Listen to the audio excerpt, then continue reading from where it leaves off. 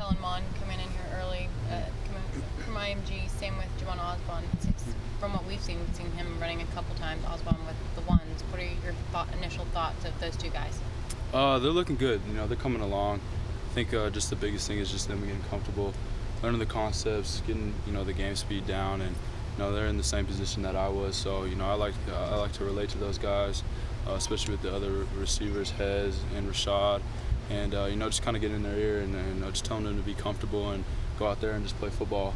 But Kellen's doing good. He was able to take some reps with the ones today. It was good. You could tell it was a lot easier for him out there to go with the ones, just because with the ones, those guys that are all out there, veteran guys that have been around. They understand the concepts a little bit more than how it's a little more difficult than running with the three. So he did good, and Jamon's coming along as well. So we're just excited about their development. What stands out about Kellen's skills? I think number one is his demeanor. He has a real calm demeanor. Doesn't really look like anything phases him. He he's always calm, like I said, and he puts the ball where it's needed to be. He's willing to learn. So like I said, it's just all about him getting the concepts down and just learning the game speed and seeing what the defense is giving him and taking it. So like I said, we're just really excited about his development. In that receiver room, you're kind of the old man of the group, aren't you now? Yeah, it's weird. I'm not even gonna lie. It's different, and but I like it at the same time. It's good to be looked at as a leader of that room, and it's a responsibility that I've always wanted to have, and to be able to lead that room, because there's been so many great guys to come through that room and be a part of the G unit. So now I'm the head guy, and ready to take this room by the reins and just help these guys develop and grow as receivers, and I'm ready to see what they can do throughout the spring. How much has changed in your game since you got here?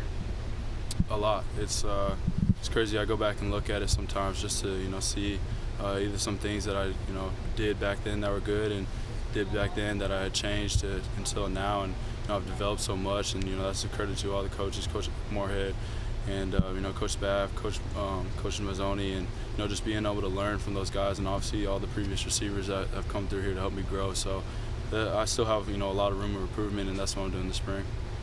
How hard is it to develop a really good rapport with a quarterback? It's it takes time, obviously, just because timing's so crucial, especially in the SEC. You only get a step, and that step is make or break whether you're open or not.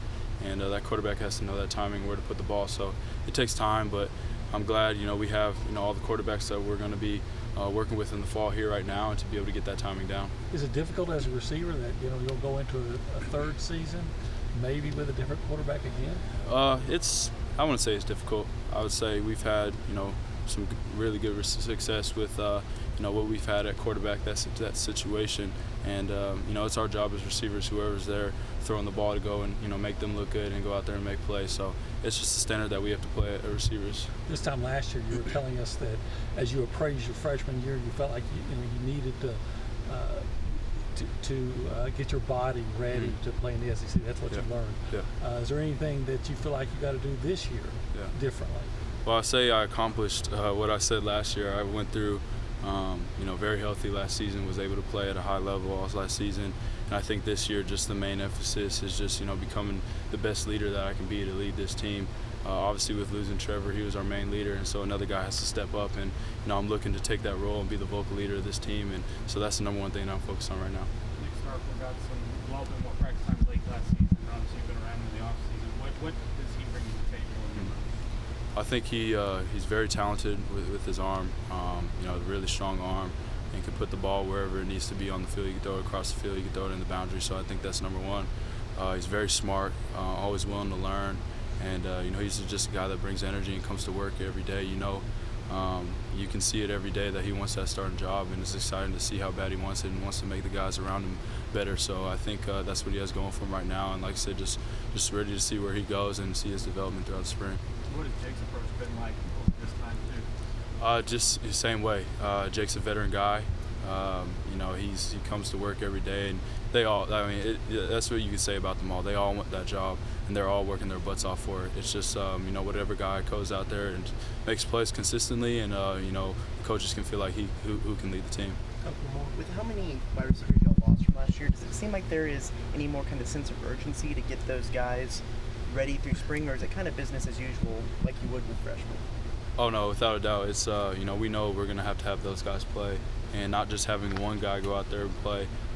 We need multiple guys. We need depth at this receiver position because what we ultimately want to get is a rotation going where not 4 guys have to go out there and play 15 series a game and just beat our bodies down. We want multiple guys to go out there and play and be interchangeable. So we're getting these guys coming along, and they're coming along fast. Like I said, they're always willing to learn. And what's good is they came in during the spring, and now we're going to be able to work with them through the spring, through the summer, and then go into fall camp and be able to know what they're able to do and who we're going to be able to play. Sean Paul's a kid that is a small school Texas, but does he bring some big qualities, some explosiveness to this team that you really forget about the fact that he's from Fremont? Yeah. Oh, he's very talented.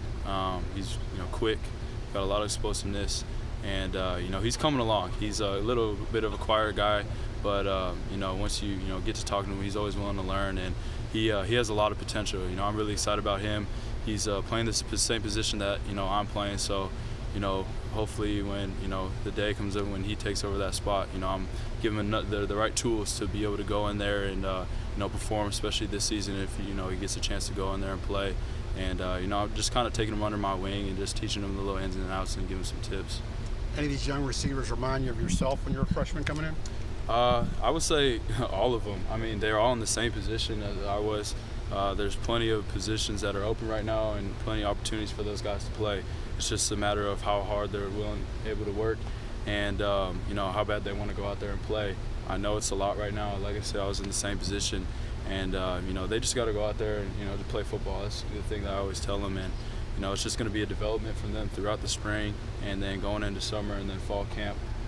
We'll see who's ready to step up to the plate.